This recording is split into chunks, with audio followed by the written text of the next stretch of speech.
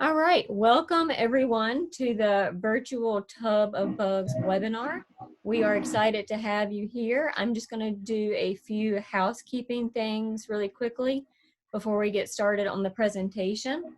First of all, video is off for participants. It just keeps the focus on the webinar. And then Zoom icons, I'm sure most of you guys are familiar with Zoom, but just remember that the icons kind of disappear at the top and you can hover up at the top and find them again. And then also you can change your view of the people that are talking, your host. You can change the view from speaker view to gallery view if you want to change like how big your hosts are and how big the video is. Just so you know that if you haven't done that before, you can just click on that and you can move that screen around a little bit too to get the video out of the way. Also, if you guys want to chat during this time, you have a chat box. You can send a question. I'll be checking that periodically. And then you can also raise your hand if you want to, just show yourself. And then we are recording this, so the video after this will be available either on YouTube or on our website, the DARBA website, under environmental education and our webinars page. So just a few things to let you guys know what is going on, and we will go ahead and get started. My name is Krista Hodges, and I'm the education manager. If you guys have not been to the webinars before, this is our third webinar in the Lunch with DARBA webinar series. So far, this is the biggest one that we've had the registration for, so it's going to be a really exciting webinar. You guys are in for a special treat. We've got some live insects to show you guys. I'm going to go ahead and get started though and tell you a little bit of information that you need to know before you actually see some of the live stuff up close. All right, let's see. So if you're not familiar with the Dan River Basin Association, our organization is a nonprofit. We're member-based, and our mission is to preserve and promote the natural and cultural resources of the Dan River Basin through recreation, education, and stewardship. And you can see here, this is a map of the Dan River Basin. We cover 16 counties and 3,300 square miles in Virginia and North Carolina. So what exactly is a tub of bugs? I'm sure you all were wondering that when you saw the title of this webinar. So what is it? Tub of bugs is basically a bunch of macroinvertebrates, which are organisms that are lacking a backbone, and they're large enough to see with the naked eye.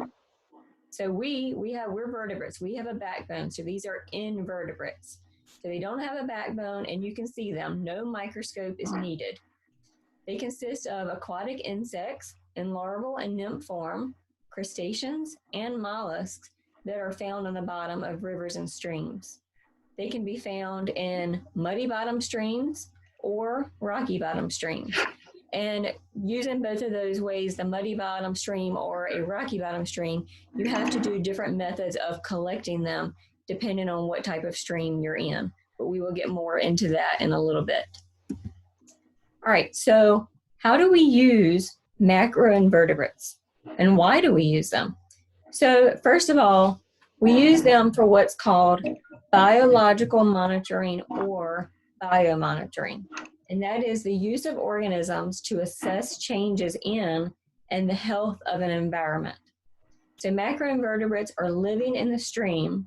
They experience all conditions, which are good, can be good or bad conditions, and they have limited mobility. So because of that limited mobility, that's why they experience all the conditions. They can be affected by chemical, physical, and biological conditions in the stream.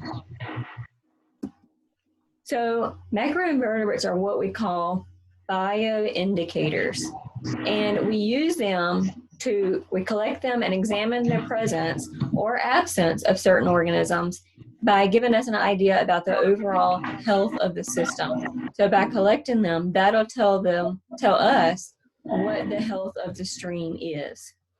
Macroinvertebrates are good indicators of pollution because they are easy to collect and identify.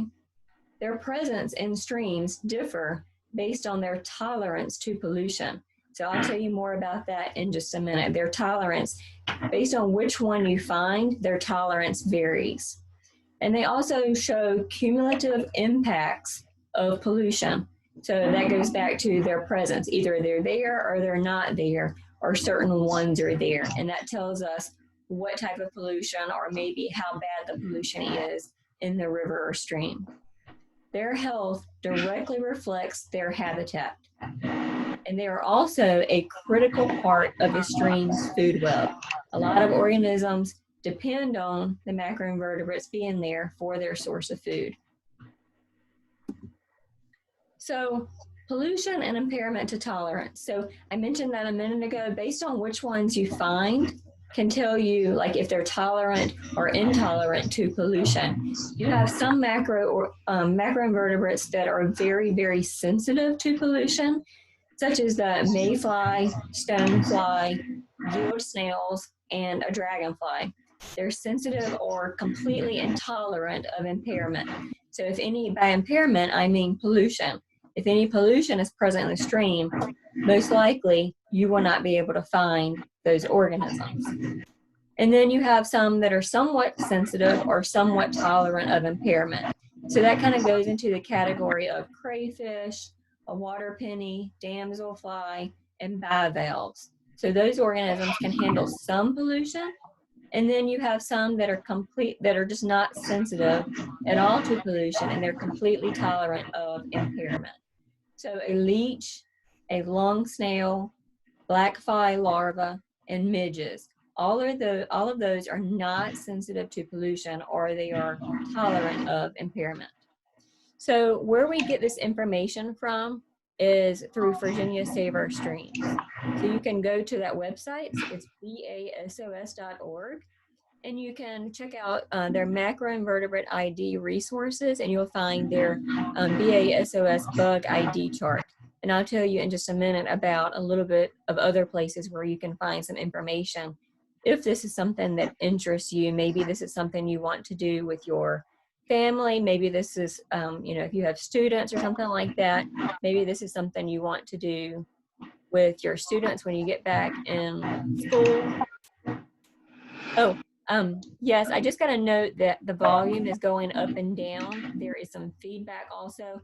Brian, if you're in the background, we can hear a little bit about what you have going on. Yes, okay. So hopefully that will change. Sorry, Brian just muted his sound, so hopefully that won't interrupt any more of the webinar. Thank you, Wayne, for mentioning that. Okay, let's keep going. So first of all, since there was a little bit of a volume issue, did anyone have any questions about what I've mentioned so far? Okay. And again, this will be available on YouTube and on the DARWA website if some of you want to go back through the recording and look at some of these slides, or through the, through the webinar, that's okay too. All right, so what do these organisms in the streams, what do they feed on? All of them are not created the same. Like we talked about, some of them are more tolerant to pollution and some of them are not. So what do they feed on? There are 5 different feeding groups. You have shredders. Some of them feed on leaf litter or other coarse organic material, such as the crane fly or the water penny. So they're shredders. So they get like the leaves and they shred them apart, and that's how they feed on them. And then you also have scrapers that feed on algae and other microbes that are present in the stream. So you have those scrapers like the flathead mayfly, it goes across the rocks and it just scrapes some of the stuff that's on top of the rocks. And then you also have the casemaker caddisfly. They'll scrape and they'll feed off the top of the rocks as well. Any algae that's stuck on the rocks, that's how they're going to feed. And then you have another group that's called collectors. So collectors are also either they're collector gatherers or collector filterers. So you have gatherers that collect organic matter from the stream bottom. So the riffle beetle larva, So that little guy, he's a gatherer. He'll feed on the organic material. And then the prong-gilled mayfly. So they'll collect this stuff and that's what they'll feed on. And then you have filters, which filter fine organic matter from water. So most of you know that freshwater mussels, the bivalves, right? They are filterers. They filter out whatever, stuff that's in the water, and that's what they're going to feed on. That's also one way that they get the pollution in their bodies too. They're going to filter all of that pollution into their bodies. And then you have the net spinner caddisfly. So all of these guys are collector feeders. And then you have your predators. These are the organisms that are going to feed on other consumers. So like the crayfish, one of his favorite meals, if we go out and collect some of the macroinvertebrates to show students, one of his favorite meals is the cranefly larva. So the cranefly, if you go back in this presentation, there's the cranefly right there, that little larva. It looks kind of like a worm. That's one of the things that he primarily feeds on. We always end up having to separate those out because they'll eat those. And same thing for the dragonfly. They feed on other consumers. They feed on the other organisms that's in the streams. All right, so all of these macroinvertebrates that we're talking about, they, at some point in their lives, they live in, well, in the early part of their life cycle, they live in the bottom of the stream. They're benthic. So that's what benthic means, is that they're on the bottom of the stream. They live in the rivers and streams as eggs and larvae or nymphs. And then later on in their life cycle, they emerge from the stream and turn into the adult version of whatever they are.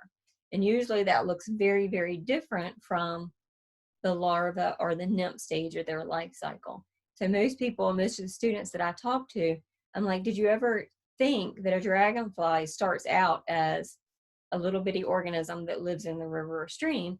And most of them have no idea. Most of the students don't know that. So when I show them the dragonfly nymph, they get really excited about that. So another thing that's really interesting is most of us think that insects don't live very long, but some aquatic insects' life cycles take almost a year to complete. So they start out as eggs, and then as they go into the terrestrial version of their life cycle, it takes up to a year to get through that process. And some of them, even through the wintertime, they will go into like a dormant stage in the wintertime, and that's where they'll stay, is in the stream. So right now you're seeing a lot of insects that are emerging from the rivers and streams. All right, we're getting a little chat coming in. Let's check on that real quick. Okay, so Dana, that's a really good question. How many eggs can a dragonfly lay? I do not have an answer to that question. That's something that you're going to have to look a little bit deeper into researching the dragonfly. Crayfish, we'll show you, Brian, if we get the chance to show you the video. Crayfish can lay a bunch of eggs. I would say it's probably about 100 eggs up under their tail. But again, the dragonfly, we're not sure. So we'll have to research that, or you can look into that a little bit deeper. All right, let's keep going. So biomonitoring, this is what we're doing. So biomonitoring is the collection of all of these organisms. So when you go through them, like I said, we use the Virginia Save Our Streams method. So one of our trainers, Wayne Kirkpatrick, if you've heard of Virginia Save Our Streams, he has been the trainer in our area for a long time. So he trains all of us. He's trained myself and Brian on how to do this method of going out and collecting these macroinvertebrates from the stream. So we collect them, usually collect up to 200 insects of these aquatic insects, and you write down which ones you find. And then when you get to the end, you assess the level of the health of the stream. And so from that, we know if this is stream, over a year time, you look at the different levels and you know if the stream is healthy or not. So because of that, we are able to know, this is keeping our stream healthy because these organisms are here, they're present, and we know that this is a good thing. So if you guys are interested in becoming a biomonitor or a macroinvertebrate monitor, you can contact DARPA and we can get you trained. Wayne would probably be the one to do that. Or, you know, maybe the better route might be to contact Isaac Walton League of America. Rebecca Shower is the name that you would look for when you're going to become trained. So training and certification test is definitely required for this method. It takes a lot of, you know, learning to be able to identify these insects, and you want to be able to identify them correctly. All right, we are getting another message coming in. Okay, Wayne, thank you so much for that information. So Wayne, I was telling you, he is the trainer. He looked this up for you guys. So Dana, Wayne said that according to the internet said a dragonfly can lay up to 1,000 eggs in shallow nest in a stream or lake. So that's awesome, 1,000 eggs. Can you imagine? That is a lot. All right, let's keep going. Thank you, Wayne. Okay, so back to becoming a biomonitor. So based on the Virginia Saver Streams guidelines, monitors learn how to sample a waterway for macroinvertebrates to detect the health of a river or stream. Macro monitors, or a biomonitor, generously give approximately 4 hours 4 times a year and commit to sampling up to 1 year, or for 1 year. So just keep that in mind. If this is something that you're interested in, you will have to commit a year to doing this, and you'll need to go out 4 times a year during each season, so winter, spring, fall, and summer, to be able to collect these macroinvertebrates and get a true baseline of what your stream is. And then you will also upload the data to the Virginia Saver Streams online database, which is, you can go to that website and find out more information about that. All right. So if you guys are just kind of like, maybe you're, you know, a parent right now at home with your children and you're looking for something fun to do, this is a really neat activity. You can download this app on your phone. You don't have to have any training to be able to do this. And you can go out and collect these macroinvertebrates, and the app will help you identify them. And then you can assess the stream based on what you're finding. So this app kind of guides you through the process, but it's a much more simple and easier process than using the Virginia Saver Streams method. So, and then you don't, as far as the equipment goes, all you have to have is something as simple as a butterfly net to be able to collect the macroinvertebrates. So I definitely recommend this app. You can download it for free, and it's very easy to use. It goes through like a self-guided process of helping you identify the organisms. All right, we're getting one more chat. So do fish live in these streams? So yes, what we're specifically talking about today is like the macroinvertebrates. So of course, all of the streams, you know, there's some species of fish probably living in there. And one of the other types of biomonitoring that you can do is collecting fish and looking at like the tissue of the fish, and that'll tell you about pollution. But doing that is a much more intensive type of monitoring.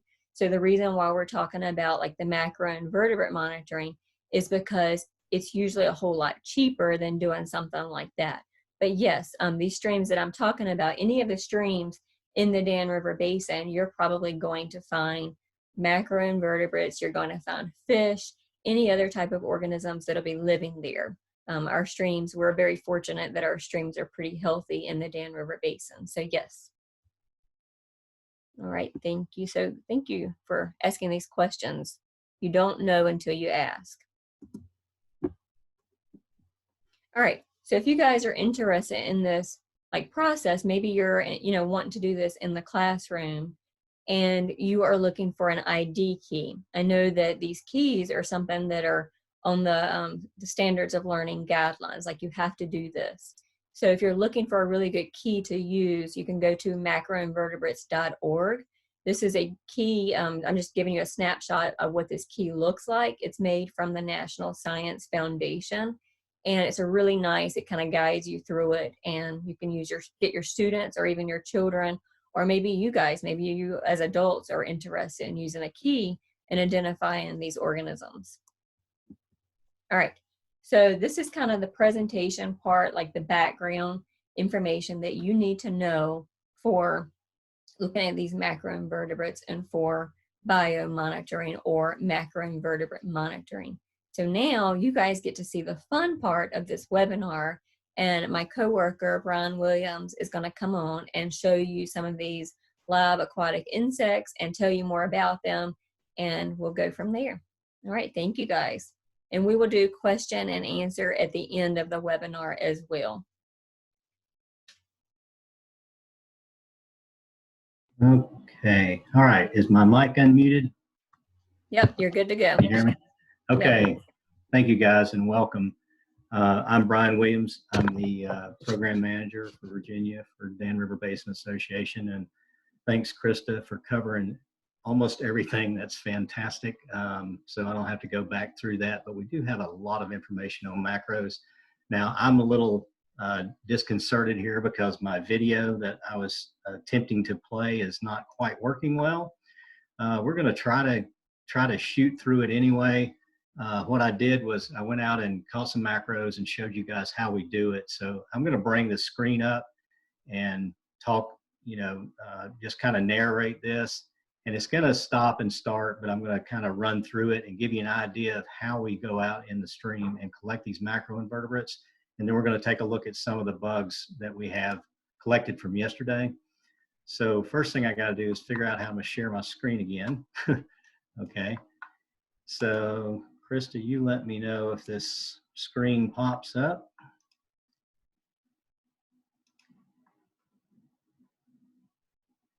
Okay. Is it there? Yep, you're good to go. Okay, so basically I'm on the side of the river there on the Smith River, and I'm narrating this whole thing because I didn't know if I was going to be able to make it here today. So I tried to narrate a whole video, but we take a seine net and we go out and we find a riffle in the stream. And like Virginia, like Krista mentioned, the protocol is to take a certain section, a certain square feet of stream. We set the seine net down, then we pick up the rocks and we scrub the rocks and we get all the bugs off there for a certain amount of time. Wayne can certainly explain this.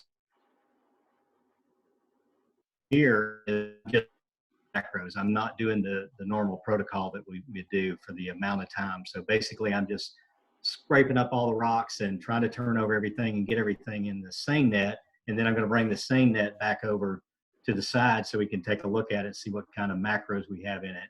And we do this in one particular location. It's not like I'm doing right here where I'm moving around right now. Like I said, I'm just trying to catch some macros. Normally when we do this for the protocol, it's in one specific space, square foot area, and we for a certain amount of time do 3 different nets. And Chris, check all the maps and IMPAIRMENT store. So let's see. The screen is stopped. There. Let me try this. All right, let's see if we can share this. Is my screen back up there, Chris? Yeah, so it took away the video. How about now? Is the video back up now? Yes, it's showing like sections of your video.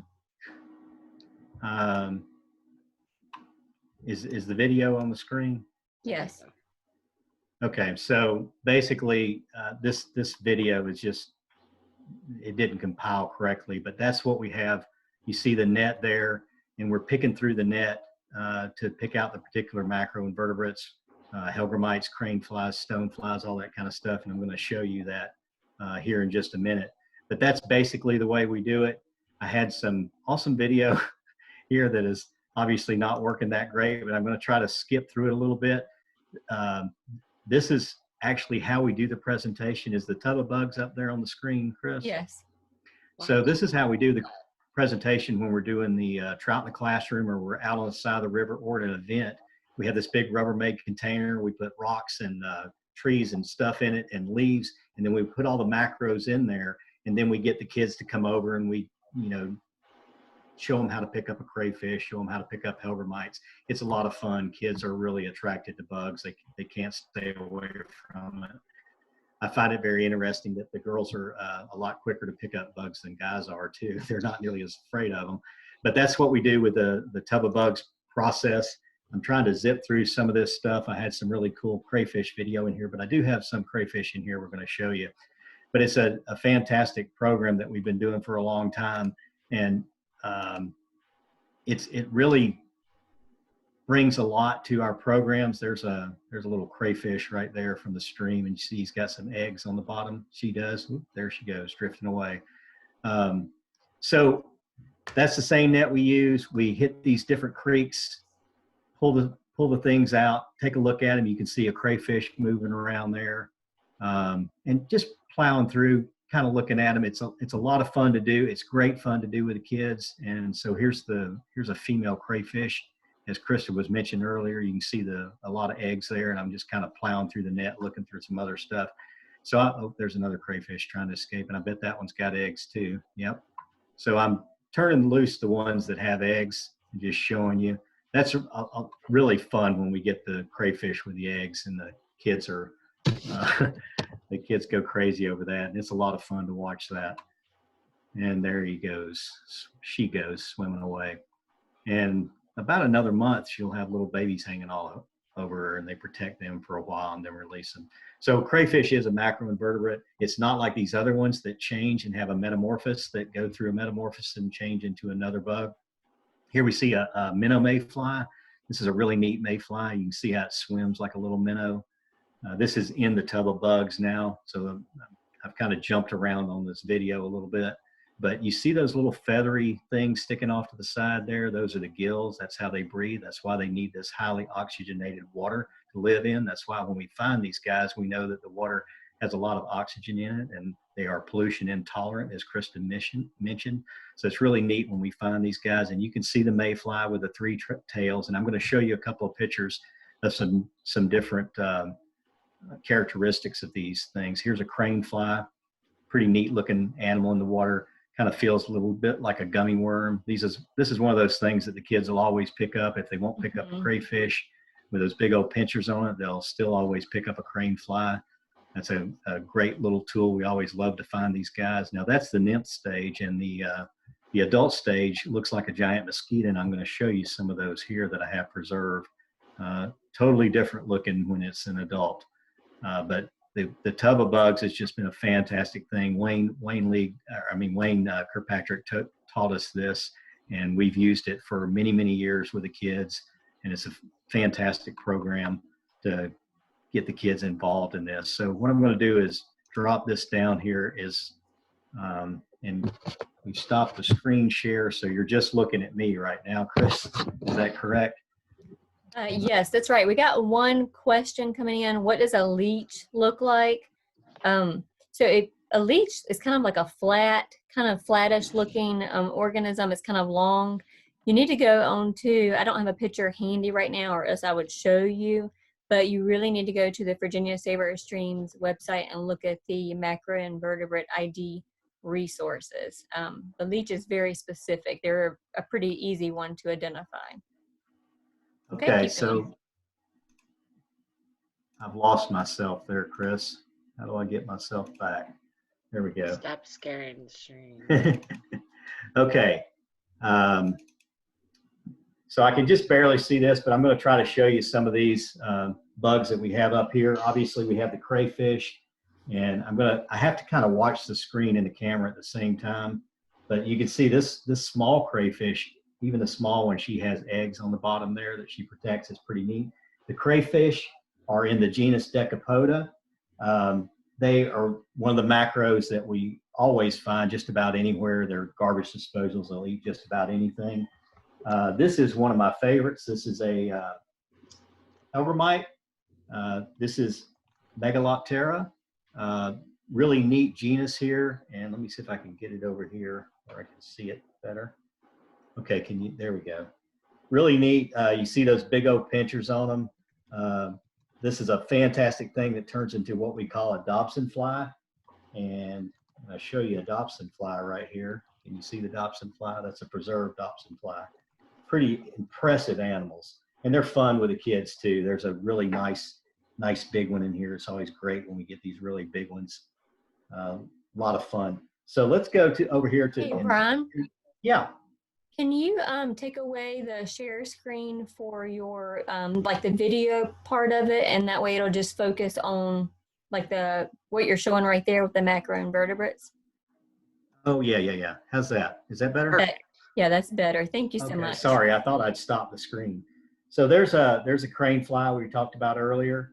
The bodies like that, and of course these are all invertebrates. They have the exoskeleton instead of the inside skeleton like us. And the crayfish in particular have that really hard exoskeleton, as well as the stoneflies and mayflies. But these crane flies, they don't have a real hard exoskeleton. There's not much there. They're kind of gooey.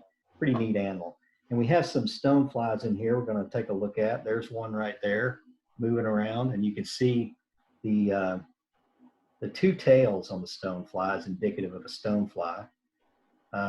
Plecoptera is the genus for the stoneflies, and you can see it. There we go. You can see him right there. And we also have a little caddisfly in here. Let's see if we can see him. There he is. Can you see that little bitty caddisfly in there? There he is, little greeny weenie. We call those guys. And they're also called rockworms. They build little cocoons out of rocks.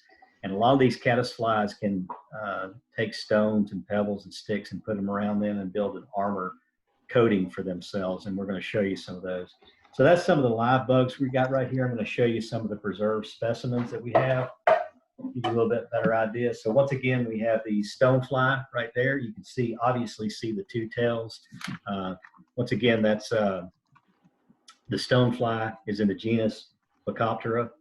And if we go over here to look at a mayfly, you see the mayfly there with the three tails.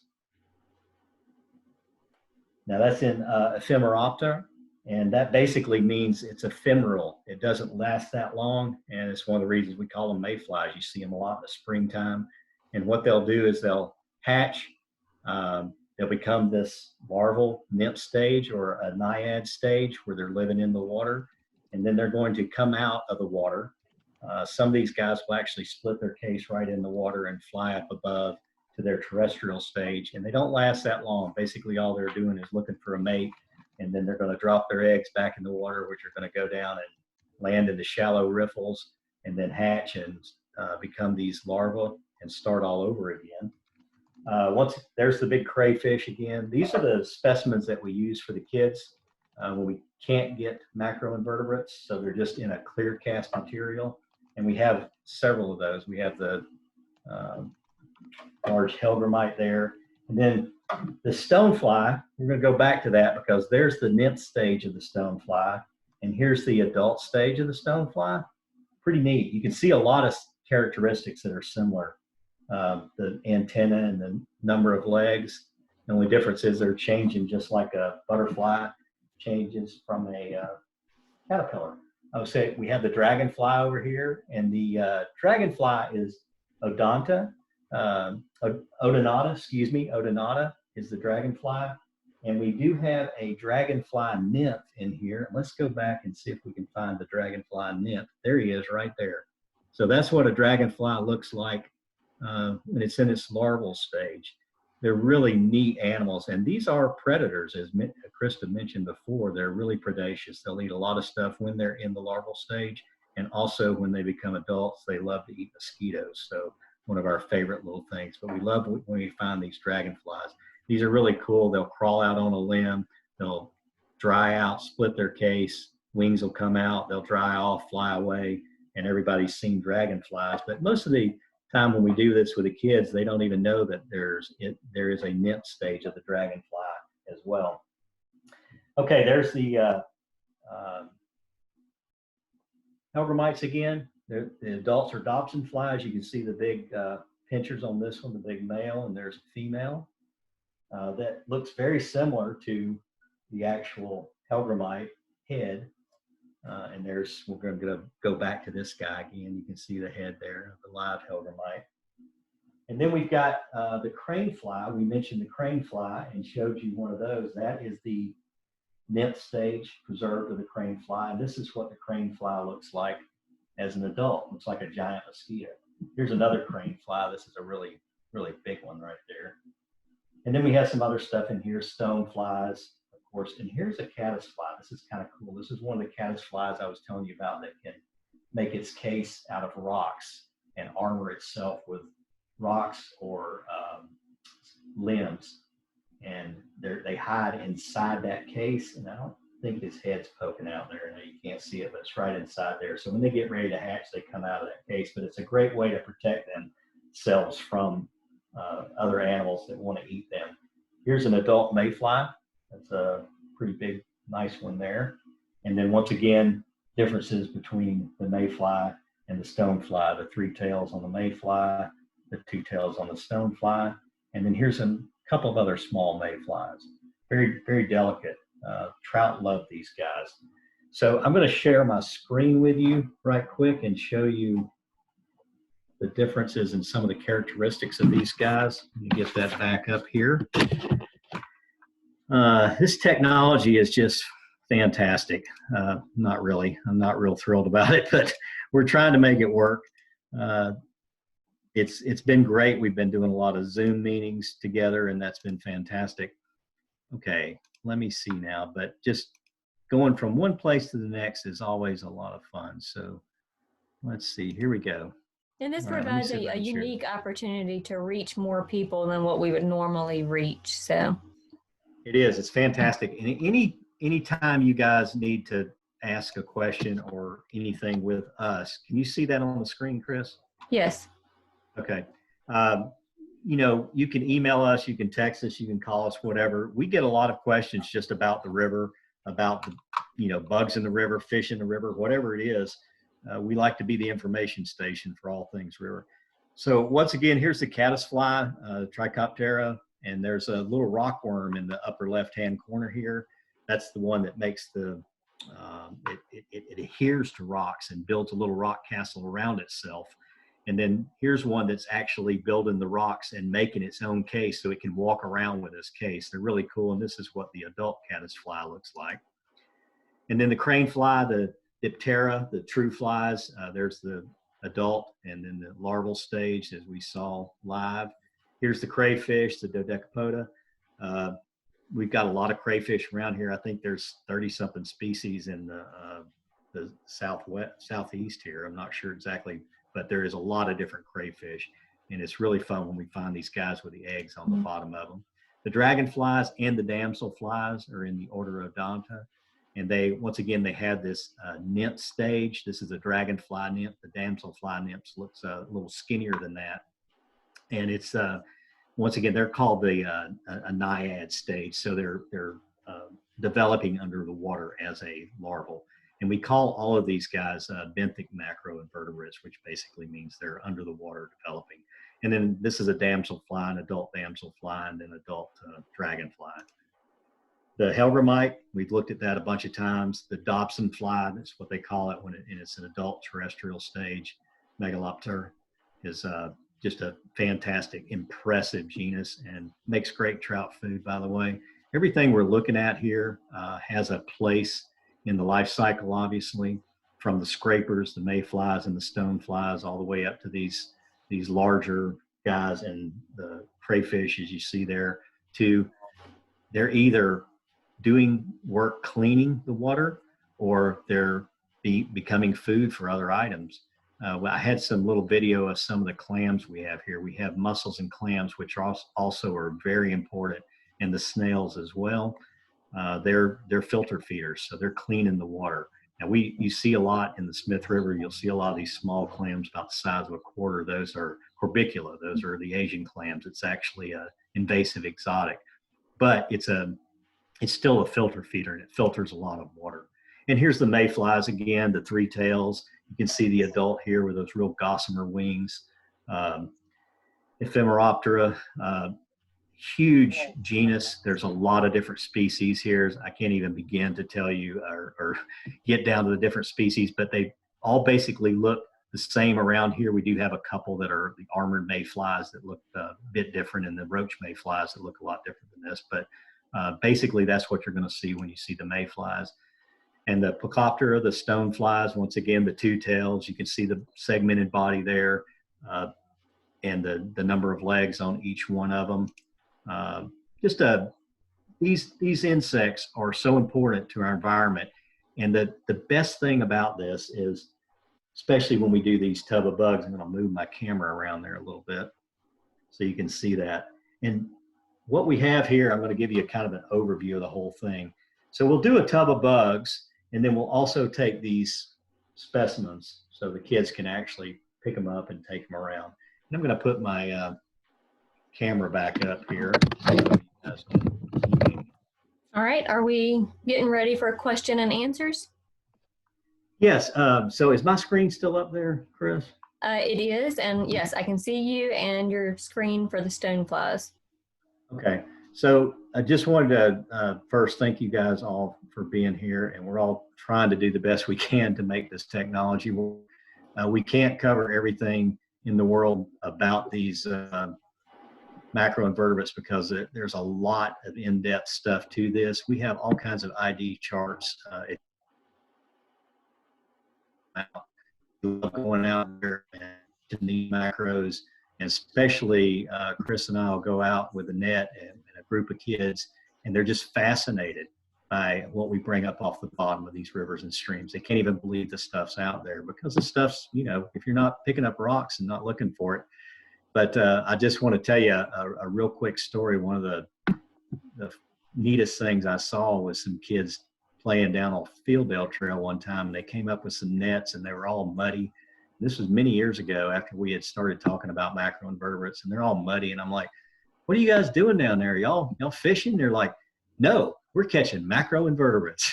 So that really did my heart good to hear that. So Wayne Kirkpatrick, thank you for starting that and getting that going here. And we've been doing this ever since.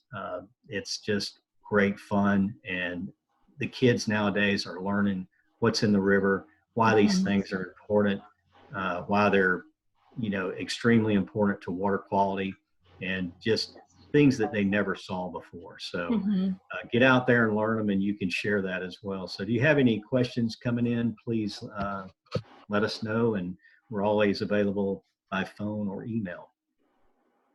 All right, so we have a question. Maybe Brian, you can talk about this one a little bit. If you only find the pollution tolerant critters, is there any simple things you can do to improve your stream's water quality? So if you're finding the pollution tolerant ones, you're in good shape. If you're finding just the intolerant ones, there's some real issues.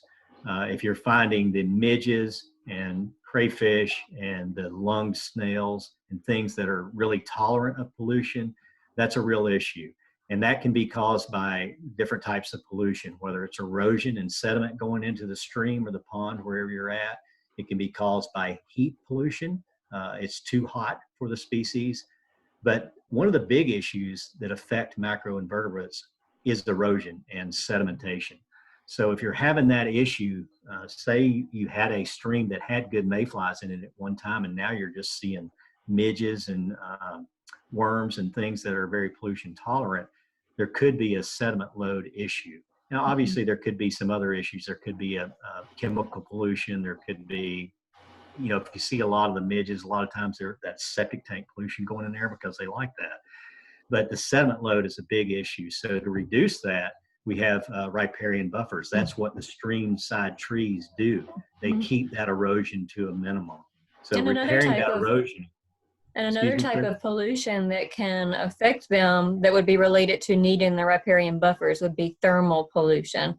So if your waterways heat up too much, then these organisms are not going to be present, or maybe certain types are going to be present. So that goes back to the riparian buffer. So that's just another type of pollution. Right. The stream side trees, or riparian buffers as we call them, they catch a lot of pollution before it goes into the water, from stream runoff, from building runoff. And they also, as Chris mentioned, they're going to shade the stream and help reduce the thermal pollution. When you've got a cool, clear stream and then you cut down all the trees and make it a ditch, you're going to lose everything. You lose these mayflies, you lose the kind of the bottom of the food order here. You're going to lose, the next thing you're going to lose is the fish too. So it's all tied together. And that's why it's important to do this water quality monitoring and understanding what's in the river. We do this 4 times a year because it changes with the seasons, and it gives us a good baseline. But yeah, there are definitely ways to reduce pollution. Now, sometimes in these small urban streams, it's very difficult because you'll see an urban stream that has a lot of trees, but there won't be a lot of macros in there. And that's usually due to runoff pollution. That's usually due to perfluorocarbons and things coming off the, gas and oil coming off the road. And there's all kinds of deposits in there. There's iron oxidizing bacteria, things that compete and will make the water quality bad, and you won't see these type of macroinvertebrates in there.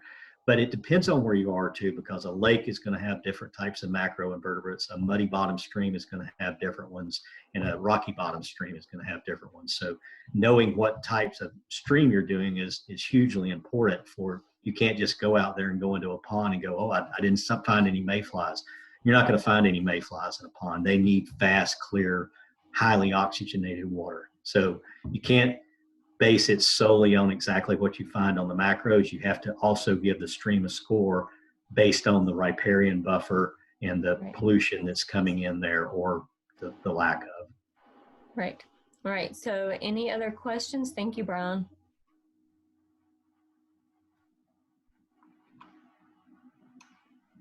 I'll move this screen around here. So I'm just going to run back through those real quick. The stoneflies, the mayflies, pilgrimates, dragonflies and damselflies, crayfish, craneflies, caddisflies. This is the predominant genus that we see in the Smith River. These different ones that I've just showed you, those are the macros that we're going to find most of the time. We do find some unusual stuff every once in a while, but that's the ones we're going to see in the Smith River and in the cold, clear water streams. Now, as we get further down into North Carolina, in the Dan River, we're going to see less variety.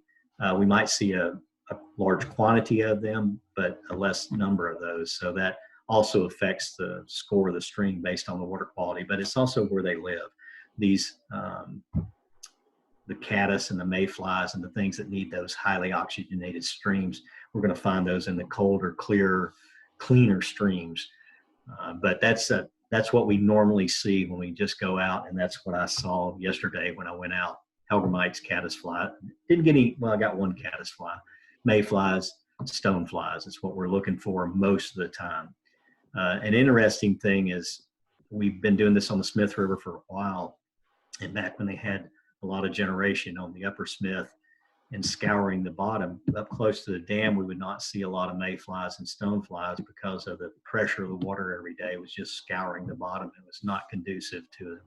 Since they've gone down to 1 unit of generation, and we also had a lot of weekend water that helped out to keep the gravel beds covered up, we see a lot more mayflies up there. So it's just a simple little thing of, going up there and realizing that there wasn't anything there before, and now we're finding them there, and we know that the health of the stream is much better off for them because we're feeding a lot more fish, and they have a habitat that they can reproduce in. Is there any more questions?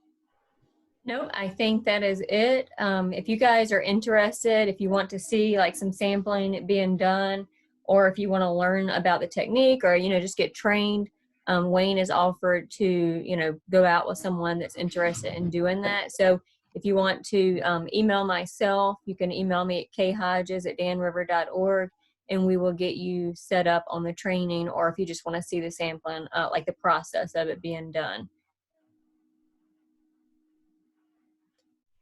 All right, guys, we are a little bit over time here. It's like 12:50 now, so we need to go ahead and wrap this up. I think we're done for today. Brian, did you have anything else you wanted to add?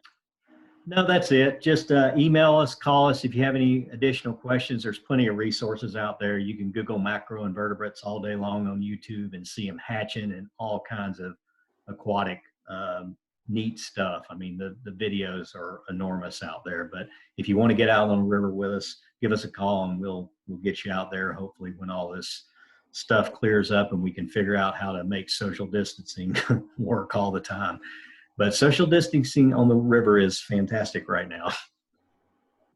So thank you. Right. Thank you, guys. Get out and enjoy some nature and find some macroinvertebrates. Daniel said that their kids loved attending this webinar. So we did actually have a few children in on this webinar. So that's awesome. I'm glad you guys got to see this, and hopefully you guys would get to go out and maybe try to find some on your own. So, all right. Thank you guys. We're going to go ahead and turn this off right now. I'm going to end the webinar. Thank you. Bye-bye. Bye.